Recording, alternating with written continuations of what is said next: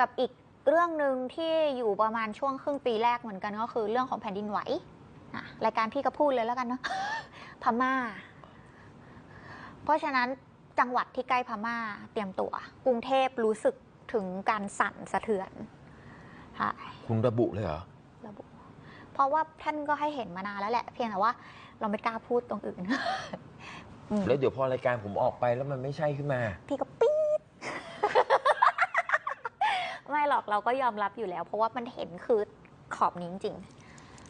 จริงเหรอคือหนูเห็นอันนี้มาตั้งแต่2-3 เดือนที่ผ่านมาแล้วคือแบบมันพูดอย่างนั้นนะขอบนี้แล้วมันขอบไหนวะแต่ทั้งหมดที่คุณพูดนี่คือคุณหวังดีนะ